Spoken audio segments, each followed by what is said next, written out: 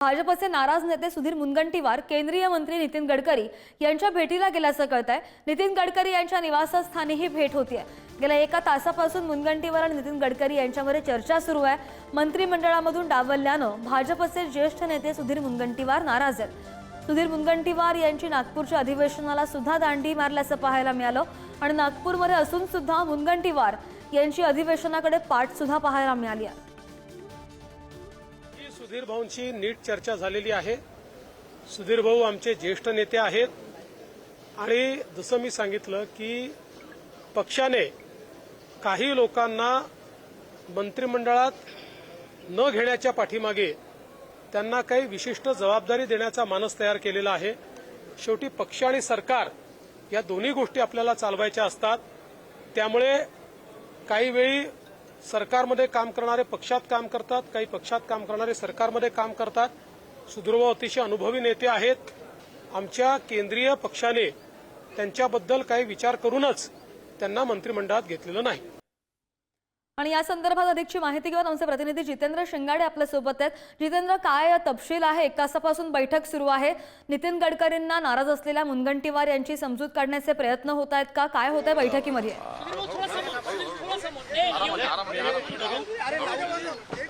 सुधीर भाऊ, तुम्ही आज नितीन गडकरींची भेट घेतली आहे, नेमकी काय चर्चा झालेली आहे आणि तुम्ही व्यथित आहात अशी चर्चा होत आहे?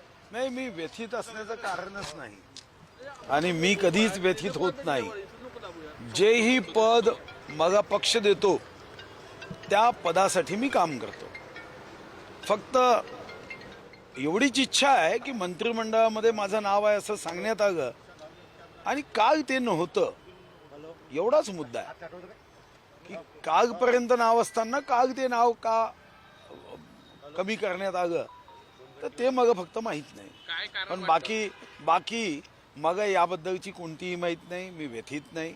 मंत्री म्हणून कॅबिनेटमध्ये मी गोरगरिबांचे विषय मांडायचो, आग्रहपूर्वक मांडायचो, आता विधानसभेत मांडली। काय कारण वाटतं या सगळ्या मागे अचानक नाव गायब होणे? काही वरिष्ठ पातळीवर बोलणं झालं काय?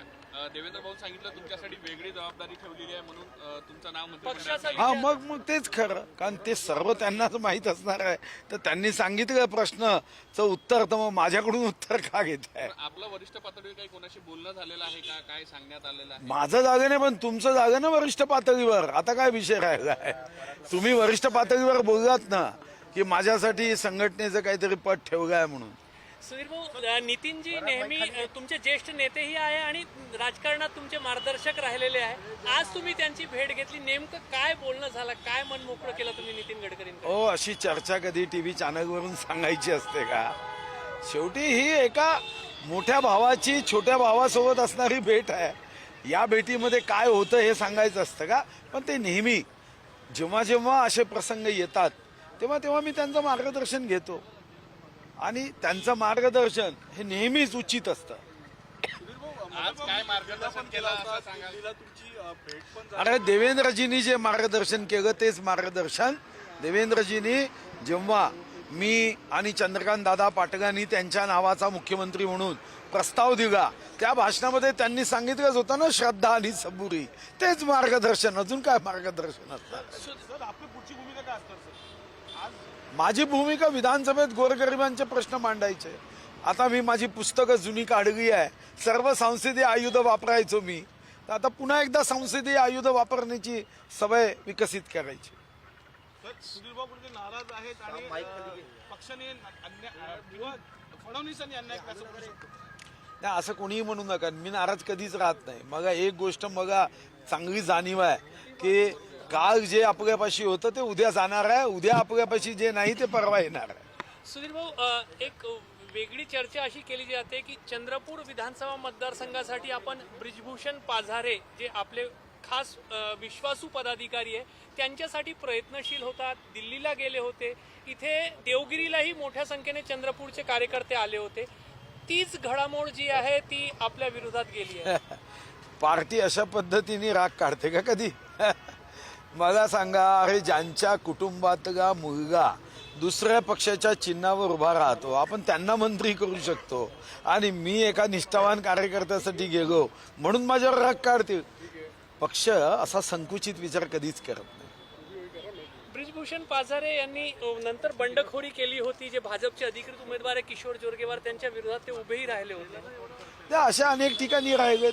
त्याचं काय, इथं आपण बघितलं असेल की या ठिकाणी तुम्ही स्वतः बघितलं असेल उमरेड मतदारसंघामध्ये ज्यांच्यासाठी आमच्याच पैकी एका नेत्यांनी तिकीट मागितली ते उभे होते. तर त्याचा अर्थ काही मंत्रीपदाशी त्याचा संबंध जोडणं हे मला वाटतं गैर आहे. मग ते अकबर बिरबलाच्या कहाणीसारखं होईल की थंड पाण्यात का उभा आहे, तर म्हणे हा दिवा इकडे पेटला होता म्हणून उभा आहे.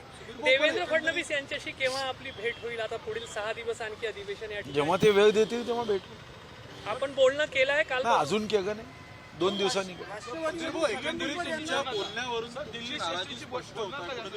तुम्ही बॉडी लँग्वेज बघू नका हो, आपण त्याच्यामध्ये काही एक्सपर्ट नाही हो. तुमच्या बोलण्यावरून नाराजी होईल. मी एवढं हसत बोलतोय, तुम्ही नाराज आहे म्हणून सांगताय. दिल्ली श्रेष्ठींशी काही बोलणं झालंय किंवा बोलण्याचं मानस आहे किंवा बोलणार आहे? मग आता सध्या बघायची काही कारण नाही आहे.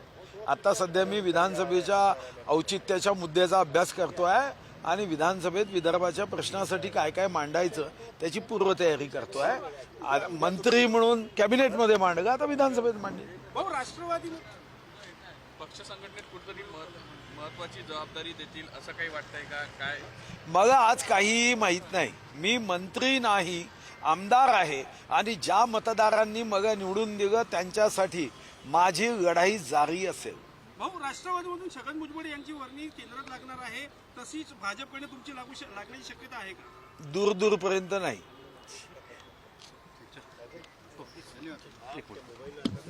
मला हिंदी